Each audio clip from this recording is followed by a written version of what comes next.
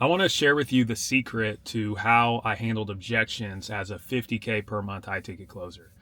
If you know me, welcome back. If we haven't met yet, my name's Brennan Whiting, and I was the number one sales rep for Andy Elliott before I left my job and started building my own sales training company. Now, what I do is I help people get into high ticket sales. I'm actually running a webinar today, October 15th. You can click the link in the description below if you made it in time. If the date's already passed, don't worry about it. There's probably something down there you can check out. But anyways, let's dive in.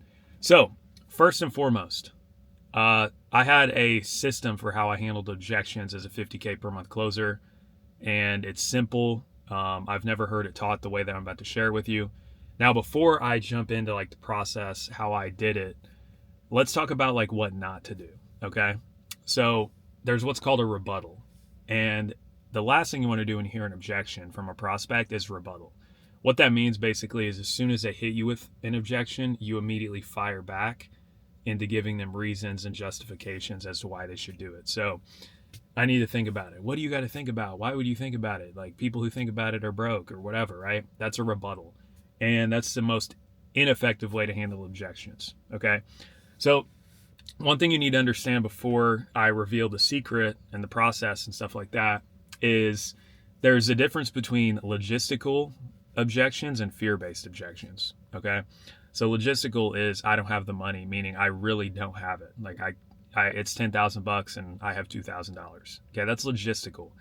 That's not a no. That's a yes, as long as these logistics weren't holding me back. Or a real I need to talk to my wife objection. Or, like just different things like that. Typically they're going to be money, logistics more than anything else. But most of objections are not logistical objections. They're fear disguised as logistical objections. Okay. And when you dig into it, whether it's a fear-based objection whether it's a think about it objection or a wife objection or a money objection, once you dig into it a little bit and clarify, you're going to realize it's more fear-based. Okay. It's uncomfortable. What if it doesn't work? I need a guarantee. I've never spent this much money on myself before. How do I know it's going to work? Like, I'm just uncertain. Things like that. Those are real objections, okay? And honestly, clients that give you those objections typically end up becoming your best clients as long as you can help them overcome that fear on the initial call, okay? So here's my process. And I want to introduce a topic to you. If you've trained before in high ticket sales, you're familiar with this concept. It's called reframing, okay? Now, I have a different process for how I teach people how to reframe. I believe it's the simplest way to explain it, and this is exactly how I did it to scale to 50K per month as a high ticket closer. Okay, so it's basically a 5-step process, and it works like this. So the first thing we're going to do is we're going to ask for permission, okay? Permission, okay? The second thing we're going to do is we're going to offer a new perspective, okay? The third thing we're going to do is we're going to hit them with a binary. The fourth thing we're going to do is we're going to hit them with consequences. And then the fifth thing we're going to do is get commitment from them. So the way you need to think about reframing is like this. Let's say that me and you are standing side by side. We're here in the cyber truck. We're looking at the windshield. Okay. And the windshield is green. And I'm wearing blue, but I have blue glasses on. You have red glasses on. Now, somebody who's doesn't have a pair of glasses on would ask us, hey, what color is the windshield? And because I have blue glasses on, I would say blue. Because you have red, you would say red. Whereas the person with no glasses would say it's green, which is the reality. Okay, so the point is, we all make our decisions. We all see things from a certain perspective. Okay, so you got to understand that your prospects have a certain pair of glasses on that's got them thinking with that limiting belief, those fears, right? And what you have to do is you have to get them to take those glasses off and put a new set on that aligns with them having the proper beliefs to buy from you, okay, and buy your offer. So that's how reframing works. Now, again, if you just were to say, like, for example, if somebody says, well, I need a guarantee, and you were to fire back and go, bro, there's no guarantees in life, like blah, blah, blah, blah, blah. Like, that's a rebuttal, right? That might work, but it's less likely to work than the process I'm going to lay out for you. So let's talk about the 5 steps. Okay. So someone says, bro, it's a lot of money. Okay, it's a lot of money. I've never spent that much money on personal development. I'm going to walk you through the 5 steps. Okay, so first things first, permission. So I'm going to go, hey man, totally get that. Could I offer you some perspective? That's one way to do it. Could I put my coaching hat on? That's one I hear. It's not my favorite, but you get the point. Hey man, totally get that. Can I offer you some perspective? The reason you want to do that is because you want to get compliance from them. Okay, if you immediately go into rebuttaling without asking for permission, they're less likely to be receptive and compliant. Okay. Now, the second thing you're going to do is you're going to introduce a new perspective. Okay, so this is where you first suggest. Okay, so let me take you back to the example. I'm sitting here with blue glasses on.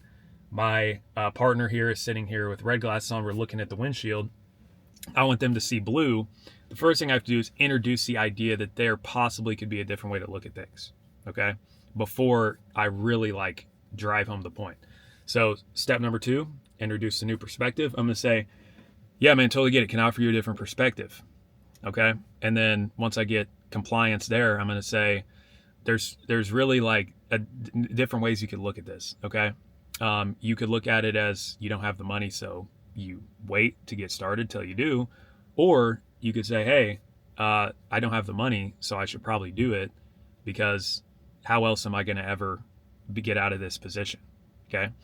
Now, I'm not running a script. I don't have a script. I don't have a teleprompter. I'm just yapping right now. And I don't follow scripts when I handle objections, because it never worked for me. That's how I scaled to 50K a month, was authentic conversation. So that's just an example, right? But hopefully you understand what I did there. I just introduced a new way to look at things. Okay. Next thing I'm going to do is I'm going to hit them with a binary. So binary is when I basically say, hey, because you got 2 things you could do. There's 2 types of people. You could go be person A or person B. Okay. So next thing I'm going to do, I'm going to say, hey man, yeah, I totally get it. Can I offer you a different perspective? Yes, you can. Okay. Yeah, because there's different ways to look at this, right? You could look at it from a sense of, well, I don't have the money, so you need to wait, or I don't have the money, so I need to get resourceful, because ultimately what I need is the skills, and how am I ever going to get the skills if I keep doing the same thing I'm doing? Okay, that's introducing it.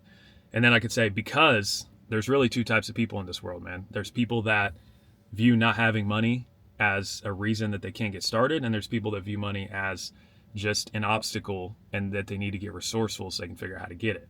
Okay, so that's the binary. Now I introduce hey, there's this path or this path. There's a way you're currently thinking and the way that I want you to be thinking.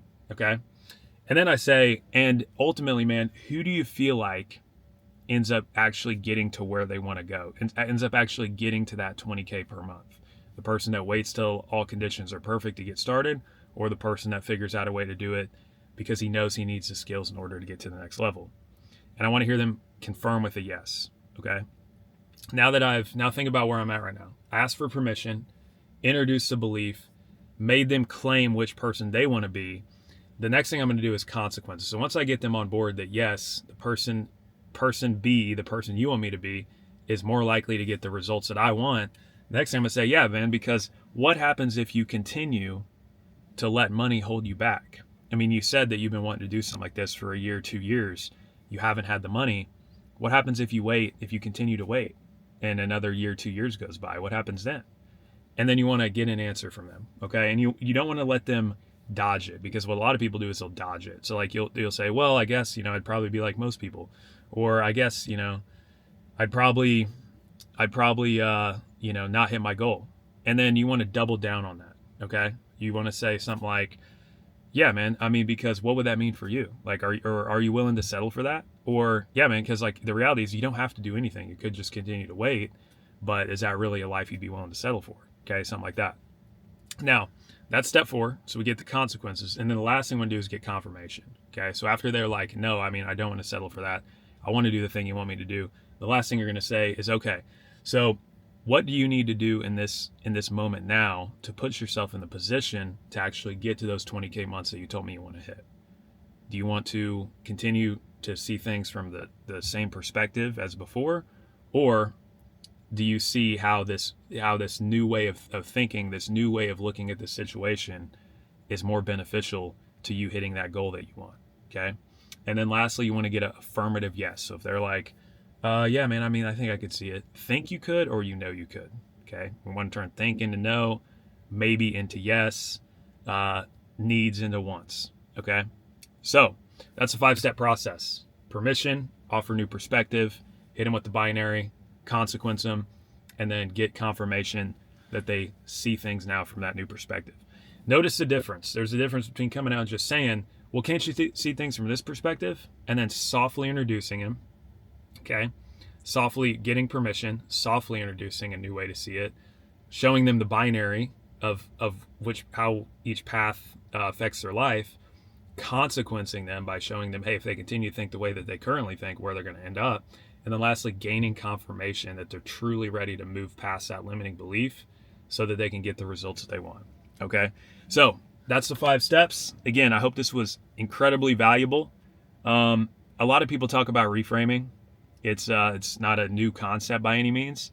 I just feel like this video is necessary because I feel like the 5-step process for me that I created helped me really internalize it and allowed me to make it more actionable. So hopefully you got some value from this video. I really appreciate you sticking around till the end.